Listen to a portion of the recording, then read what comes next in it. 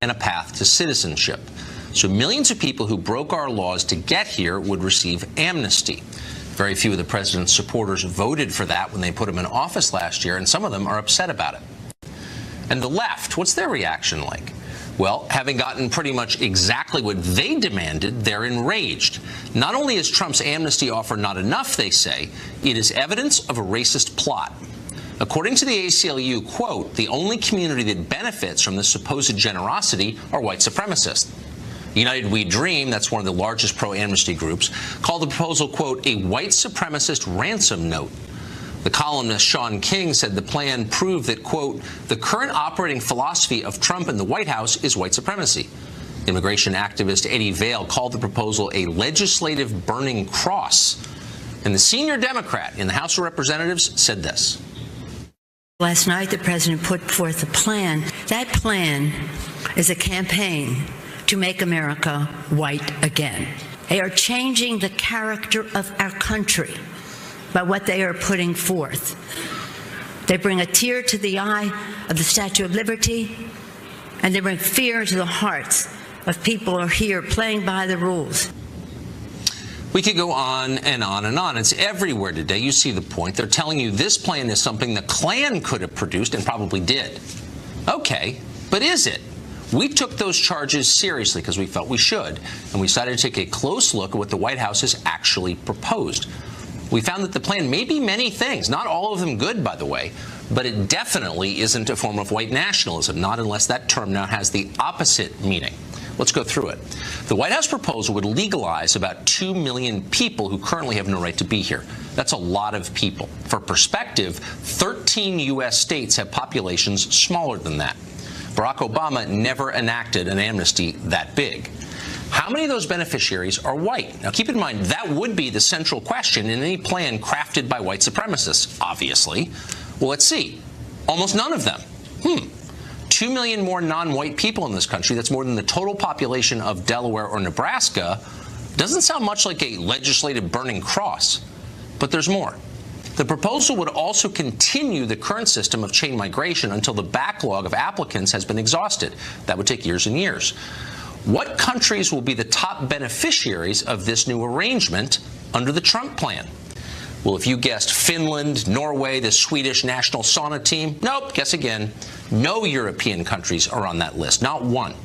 Instead, the plan would admit nearly 1 million more immigrants from Mexico and hundreds of thousands more from India. Also Vietnam, Bangladesh, the Dominican Republic, and China, the Philippines too. The plan would even bring in more than 50,000 additional immigrants from Haiti, the country the president supposedly hates. Surprised? You shouldn't be. No matter what the race baiters on television are telling you, no majority white countries send large numbers of immigrants to the United States and haven't in 50 years. That would not change under this proposal. A white nationalist plot? In the history of dumb and dishonest Washington talking points, that may be the dumbest and most dishonest of all. And it's poisonous, too. It makes people hate each other, and it further divides this country, and we do not need more of that. The people who are repeating it ought to be ashamed of themselves, so of course they're not. They have to know they're lying. Then again, maybe they don't know they're lying. Maybe they've actually convinced themselves their rhetoric is true. It's possible the Democratic Party really has gone that insane. Their new position is that it's immoral to restrict any kind of immigration from any country, in any amount, for any reason ever. Even enforcing our own existing laws, the ones that they voted for and passed in Congress, is now tantamount to a hate crime. Nancy Pelosi has been making that case for months. Now, the public doesn't agree with any of this, so by definition, Democrats are extremists on the subject. They don't care. This is their new electoral strategy. These are their new voters, whatever it takes. Josa Arce is an immigrant and a former dreamer, and she joins us tonight, I believe, from Los Angeles. Josa, thanks a lot for coming on. Thanks for having me on again, Tucker. So, look, there may be things about this plan you don't like. There are definitely things that I don't like about it.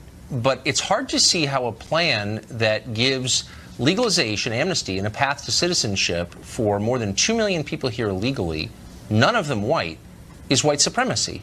How does that work?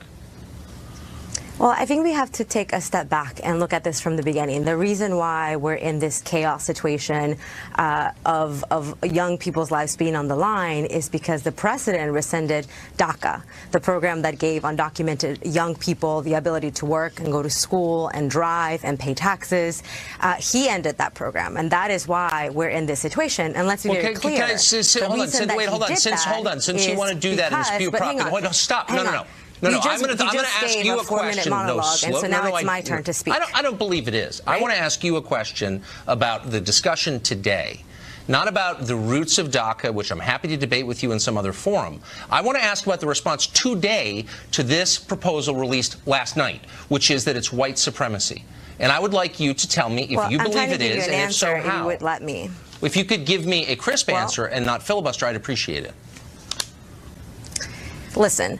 It was Donald Trump who ended the DACA program, and he did so because he wanted to hold hostage and use as bargaining chips the lives of 800,000 undocumented people who have been here their entire lives, who are American in every single way.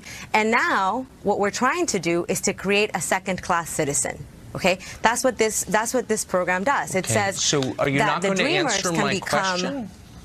This is giving people who are here illegally are getting amnesty and a path to citizenship, which is what you've been asking for, and you're calling that white supremacy. None of those people are white, so how is it white supremacy? But at what price? I'm not calling it white supremacy. I don't think those words have come out of my mouth. They've come out of the mouth of I'm not calling it white supremacy ranking Democrat. What I am saying is that this plan, what it does is it creates a second-class citizen, because it says that the dreamers can become citizens themselves, but they cannot sponsor their parents. They cannot sponsor their siblings. And those rights are different than the rights that you have. And you just said earlier that this plan, the 2 million people, that none of them are white, which is untrue, because there are undocumented white people. There are 50,000 undocumented Irish people living in New York City. Sure. So there are. You're absolutely right. They're not covered by this. So that's my only point. You're absolutely right. There are definitely undocumented white immigrants. There are dreamers who are white, Tucker. Oh, I'm sure there are, but it's an indefinite. I absolutely believe you. It's just look. I don't care actually about the race of the dreamers. You don't have to believe me. It's a fact. I do believe you. My only point is that what you're seeing today is not an expression of white supremacy. So I wish you and your friends would stop making that point, because it's a lie and it's divisive. That's my only point. And because it's not true, and it makes people hate each other. Do you understand what I'm saying? It is a plan that would potentially make 2 million people, who are mostly people of color, have less rights than white citizens. So that is racist. Okay, so it's racist you come in the country illegally, as you did. You have a moral right to let your relatives come too? Well, first of all, I did not come into the country illegally. Let's get the facts straight. I came to the U.S. on a plane on a tourist visa. So I did not come into this country illegally. I thought that you overstayed. I'm sorry, I totally misunderstood your bio. I did overstay my visa, but I did not come into the country illegally. Oh, you were here illegally. Okay. So I guess that's what I just said. But my point is, the other point that you're missing if you are here illegally, a 2-year-old cannot break the law. It was their parents who brought them to this country. The parents who brought them to this country. Of their own. Right. So you're saying that the parents who brought them to this country now have a moral right to become citizens also. And I'm wondering where that right comes from. Listen, if I am now a U.S. citizen, and if I want my mother to be able to come visit me and to be able to come be with me as a United States citizen, I should have that right. You have that right, right? If you had a mother who lived in a different country, you would be able to sponsor her. So you sneak into the country, you bring your child. That child gets citizenship, and now you have a right to citizenship because you're the one who caused this problem, that parent, in the first place, by bringing your child here illegally. But I have to, as a citizen, give you citizenship? How does that work exactly? No, but why should I be for that? Going back to the point I was making at the beginning of the segment, which is that the reason we are in this situation is because the president ended DACA, and then he tasked Congress with coming up with a solution you want to have that debate, but let's talk about. But now you're not answering my question. Dreamer lives should pay you don't for have an $25 billion No. So you're saying if I sneak into someone else's country and bring my child, and the people of that country are kind enough to give that child citizenship, that I somehow deserve it too? Because why? Why? That's a simple question. Why don't you give me a simple answer? I'm going to tell you why. The reason why is because if these people become United States citizens, as they would under this plan, they should have the rights of as every other American citizen has. Why should this person, if we're making them citizens, why should they have less rights? Because you came illegally, that's why, and we don't want to reward that behavior. Then they should have the same rights as every other United States citizen. Let me ask you really quick. So the ACLU described this as the supposed generosity of giving citizenship to people who are here illegally. Do you think it's generous of the United States to give citizenship to people who came here illegally? Do you think it's generous? I think that we are trying to talk about two different things. Right? No, we're trying to talk about. I'm asking you a simple question. Do you think it's generous to give people who are here illegally citizenship? I don't think that it's generous to separate families and create second-class citizens. No, I don't. I don't know why we would bring in people who are not grateful for the privilege of being an American citizen. You're definitely in that category too. But by the way, thank you. Okay, we're out of time. Thanks. Ann Coulter is a columnist and author of Adios America, as well as many other books, and she joins us tonight. Ann, thanks for coming on. So you have a great piece on Lindsey Graham, who won the 2016 Republican nomination, as you know, and as a result of that has a right to impose his immigration views on the country. How did that work? First, I want to say, boy, Donald Trump is right. These dreamers are fabulous. They're great. They're fantastic. I can't wait for them to be our fellow citizens. And yeah, I mean, I think everybody's wondering, where did Lindsey Graham come from? Who nominated him to be negotiating this? He ran for president. He got literally 0 votes, was the first and most vicious in attacking Donald Trump, the candidate. So how is it that he's the one in this? Why does he have a seat at the table at all on immigration negotiations, much less, you know, he's the leader of what the Republicans stand for? And, you know, as I say in my column, it does make any normal observer think the fix is in. Why are other Republican senators allowing this? If it had been back during the Iraq War, Republicans wouldn't have allowed anti-war Republican Chuck Hagel to go and say, oh, he represents our views on the war. We're going to send him in. No, they'd say, no, not him. Don't talk to him. Why is the media talking to him? Why is the president talking to him? He doesn't represent us. But the donors want the cheap labor. I mean, the one thing, Tucker, that's going to be fun if we lose this is watching all of these short-sighted, idiotic businessmen try to do business in a country run by the likes of Kamala Harris and Nancy Pelosi. Yeah, that will be amusing, but sad for the rest of us. So, but there's a deeper question about democracy here. So if the public has been clear in poll after poll about what it wants and what it doesn't want on the question of immigration, and it went to the trouble of electing Donald Trump against all odds and all predictions, just to express that view, and it still can't get what it demonstrably wants in immigration, is it possible for the public to have a say in this? No, it's amazing. I mean, it is beyond what you just described. I was looking through Nexus transcripts today. The fact that Donald Trump is president, it was utterly implausible. It's like a Hollywood movie. And this isn't the first time. I mean, you keep hearing these phony polls being cited by the media showing that Americans love dreamers. They love them, just like that one you interviewed. Who couldn't love her? They love them. But every time they have an actual ballot, every time for 20 years now, they will vote against bail for illegals, against government services for illegals. They'll vote for Donald Trump. They'll vote for English as the national language. When they're this Harvard poll that just came out shows more Americans would like zero immigration than our current immigration policy. But the way they pull off these phony polls is by, I mean, I didn't need to read Saul Alinsky to know that this is not a good way to take a poll. They personalize it. They say, oh, do you want to deport Juanita the maid? They make it about a specific person. No, I want questions like, do you want more or less immigration? Do you think people who break the law should be able to become citizens and start collecting welfare right away?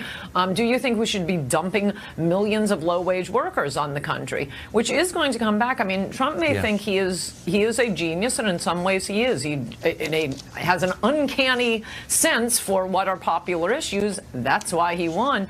He may be able to roll over the never-Trumpers, but if he continues down this line, former Trumpers is going to be a much more difficult category for him. You just think in a democracy, you can't ignore what people want forever, or else you're going to get a pretty bad backlash, I think. And thank you for coming on. I appreciate that. Thank you. Hillary Clinton may have taken a page, seems like she did, from the Lisa Bloom book by protecting a staffer accused of sexual harassment. We know you're shocked. Look at all the details next.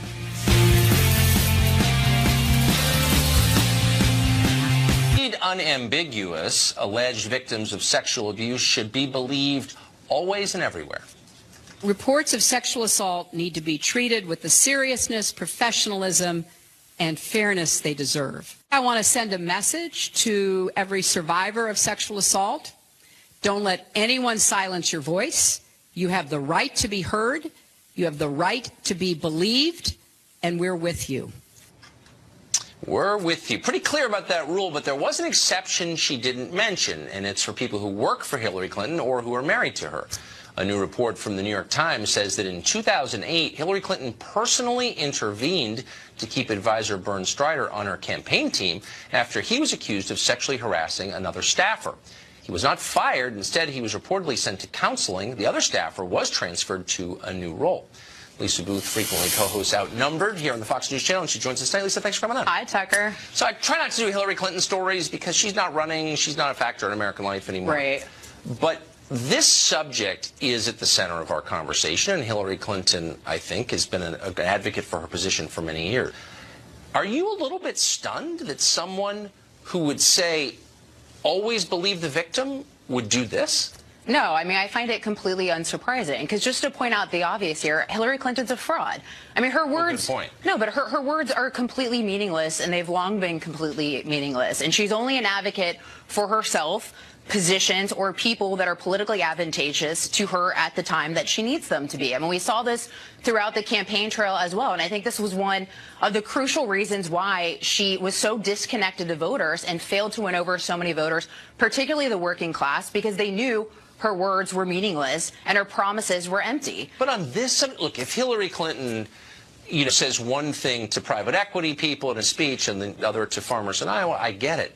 But this subject is central to her persona. Sexual harassment, abuse, assault. I mean, you'd think she could at least crack down in her own office. But Tucker, I mean, it should be unsurprising in the sense of she also had her husband alongside on the campaign trail with her. Her husband's long been accused of, various things from rape to sexual assault and onward. And she still had him on the side with her. She's also been known to go after his victims as well. And so, again, it goes back to this basic premise that her words are meaningless and she's not to be believed. And again, this was her bigger issue with voters, and particularly voters who wanted a fighter or wanted an advocate, wanted someone that they could trust that would actually fight for the people that needed. But look, I try not to judge because we're all hypocrites. We all fall short of our own standards. Not to that degree, though. But this really is like PETA operating a kill shelter. I mean, if Hillary Clinton is covering up sexual harassment in her own office, that's just toxic levels of hypocrisy. How do the Democrats stand that? Well, I mean, it's the same thing as Kirsten Gillibrand, who embraced Bill Clinton when it was politically expedient for her, and then threw him away when it was, again, politically expedient for her as she was looking ahead at 2020. She did that with the Al Franken controversy. So I don't think this should be a shock. You also have one of the Clinton top donors, what is it, Susie Bell Hopkins? Tompkins, who paid for Lisa Bloom's firm, paid hundreds of thousands of dollars to accusers and also to encourage accusers accusing President Trump of sexual assault allegations, who then went after individuals who called Al Franken out for his sexual harassment allegations as well. So I don't think it's a shock here for there to be this hypocrisy among liberals or anyone really, but I also don't think that you should be surprised or anyone watching should be surprised that Hillary Clinton has a completely double standard or her words are meaningless. It's almost too much, though. Thank you for that education. Lisa Booth, I appreciate it. Tucker. I'm still shocked. I'm not. A congressional Democrat slamming his own party. He says they care more about elite issues like gay marriage than the fate of DACA recipients. Ooh, a brewing civil war within the party. We'll tell you more in a minute. Gutierrez said the deal only happened because immigrants are Hispanic and not gay. We're quoting now. If the Republicans said we are ending same-sex marriage, but we promised Democrats a vote later, do you think Democrats would say yes? This shows me that when it comes to immigrants, Latinos and their families, Democrats are still not willing to go to the mat to allow people in my community to live in our country legally. Chadwick Moore is a journalist. He's been following this, and he joins us tonight for some perspective. Chadwick, good to see you.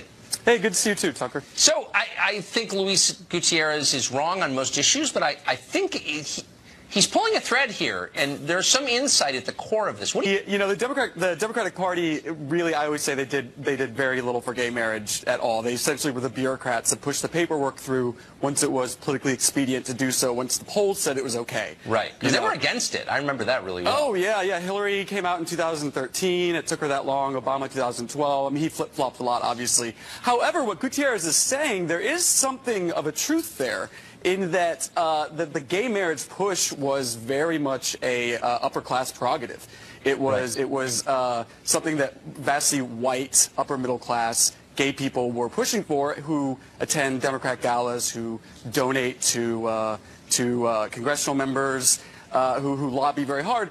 So the Democratic Party sort of, wouldn't really hold their hand in public for many years with the gay marriage issue. Once gay people sort of did it on their own by winning hearts and minds in American culture on the issue, then they finally threw these people a bone. So Gutierrez's argument is sort of one of essentially class. It's the rich. I think that's right. No, that's exactly how I read it. And it's not just gay marriage. It's also global warming, for example, which is one of those issues that every Democratic donor feels is central, but that has no relevance at all to people making under 50 grand. It doesn't rate for them at all. I wonder if they really care about the DACA recipients, like actually care about them. Well, they really should care about them, because what they've learned is that if Americans won't vote for you, you have to import people who will. That's why they should really be concerned about this issue. Gutierrez is a really perfect person to be starting to wage this civil war in the Democratic Party. His district, the 4th district, is basically the definition of gerrymandering. If you look it up, it's the most strangely shaped district in the country. It looks like a set of earmuffs. And he basically brought together these two disparate Latino communities that he represents. And if there's one thing that we know about the sort of collectivized mentality of the collective groups that the left brings together, is often they don't really have a lot in common, and they might not even like each other. Something tells me that a lot of Puerto Ricans and Mexican Americans maybe are a little to the right on social issues of a gender studies professor. I think that's totally right. And one of my least favorite qualities of the left is they assume that all people who sort of look alike are alike, which is, of course, not true. People are very different in this world. But, hey, Chadwick, that's a really insightful analysis. I appreciate it. Thank you. Thanks. Always a pleasure. Thanks. High school football coach Joe Kennedy lost his job in 2015 after he defied an order to stop praying at the 50-yard line after games. The Ninth Circuit just declined to hear one of his appeals, not surprisingly, given it's the Ninth Circuit. But he says he is planning to take that case all the way to the Supreme Court. Coach Kennedy joins us, along with his lawyer, Mike Berry of First Liberty. Nice to see you both. Coach, first to you. Were you surprised that the Ninth Circuit refused to hear this? And where does that leave you exactly? I wasn't really surprised. I only go by what I hear from everybody else with the Ninth, that it was a long shot to begin with, but where does it leave me is hopefully the Supreme Court, somebody who actually hear the case that I have a fair shot with. So, Mike, what's at stake here? I mean, it's not just about one football game or one coach. There's maybe something bigger. Yeah, that's exactly right, Tucker. This is an outrageous decision that really sets a dangerous precedent for not just coach, but school employees across the country. This decision, if it's not challenged, means that if you're a Jewish employee, you can be fired for wearing a yarmulke. If you're a Muslim employee, you can be fired for wearing a head covering. If you're Catholic and you wear a cross necklace, you can be fired. And, people have been asking, everybody from, the President of the United States to former NFL stars have been pouring out support. And folks across the country want to know,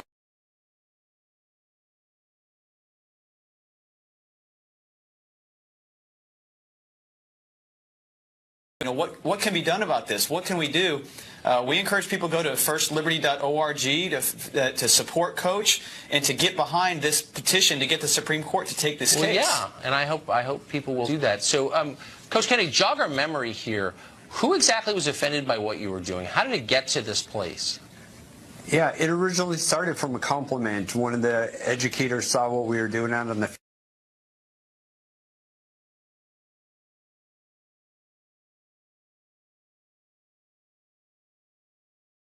time, and they're the ones that are continuing to, you know, fight against me on this. Yeah, so there's no actual victim here. Just like the most perverse part. Gentlemen, thank you for coming on. And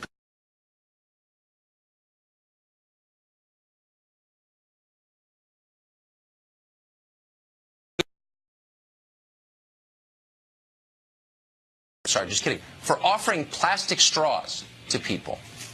We're going to talk to a fan of that proposal next.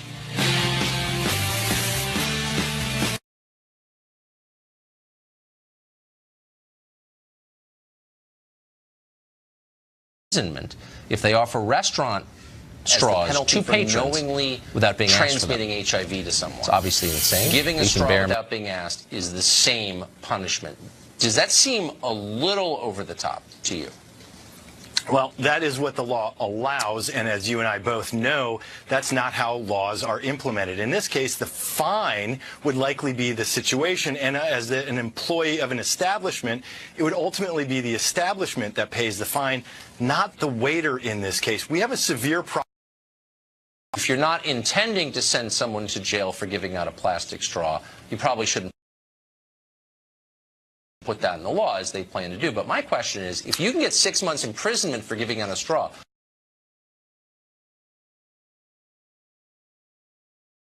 what if you gave out a spork or a plastic spoon? Could that be life?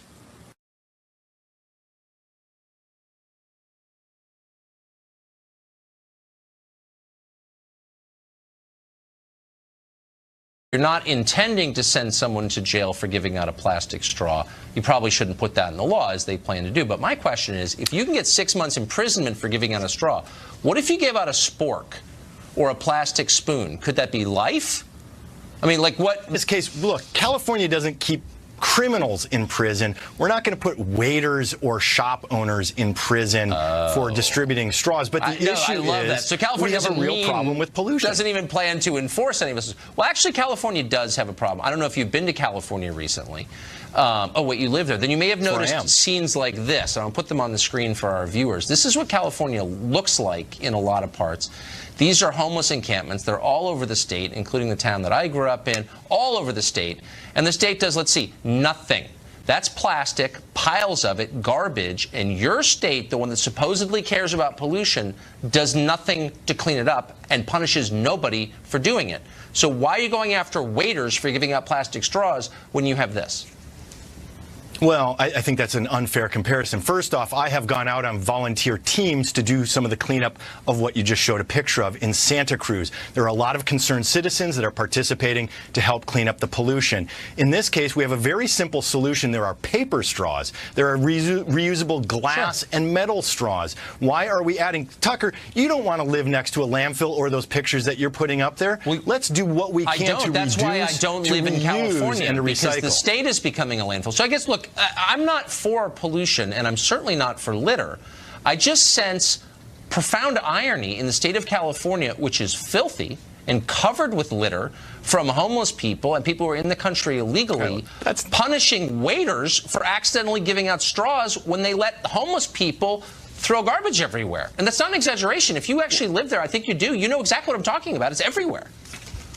It is a problem, what you're talking about, but those are, again, separate issues. There are also civil liberty issues in terms of taking things away from homeless people, which is what So why isn't there a civil liberty issue in not imprisoning a waiter who makes $9 an hour for accidentally giving out a straw? Why is the homeless guy throwing his garbage around protected, but the waiter isn't? I'm missing this. Yeah, well, those, again, separate issues about civil liberties and the penalties for committing. Well, first off, here's the issue. If you're going to pick on homeless people here in the state of California, Tucker, I want them to stop littering. If we give them a fine, they can't pay the fine.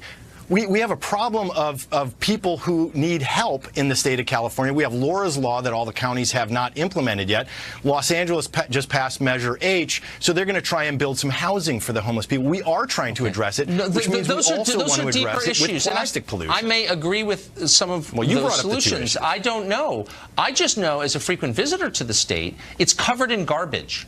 It's literally dirty. And anyone who's been there recently knows that that's true. Garbage. Actually, Look, it is. Tucker, Drive through Los Angeles. I are homeless encampments, we have an issue of garbage, but that's absolutely not the case. You go walking along the beaches, Tucker, I know that to be true. The beaches are beautiful here, and the way we address that is by addressing source of the pollution, and one of those is plastic straws. Working people who are at the bottom of the ecosystem and by the way, respondeat superior is the legal term where the employer is responsible. It's not the employee that's going to be held responsible here. Well, it will be the establishment that pays the fine. Okay, they go to jail. Okay, but really quick, why again can't we punish the homeless for littering all over the state? Just tell me why.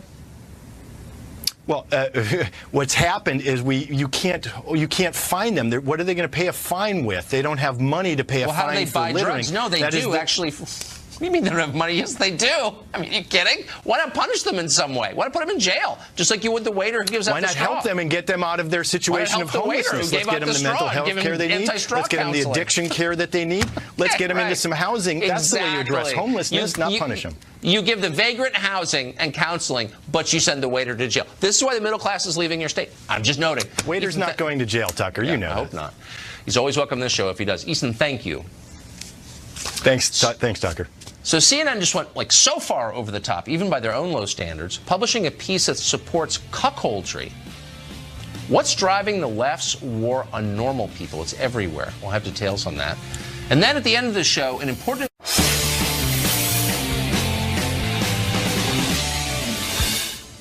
Want to be a true intellectual, a man of the future? Become a cuckold. Those are the instructions from CNN. A bizarre propaganda-style article posted to CNN's website recently asserts that, I'm quoting now, cuckolding can be positive for some couples. It's hard to tell what exactly the intent of the article is, except to encourage the breakdown of healthy marriages as they have been understood for, let's see, all of history.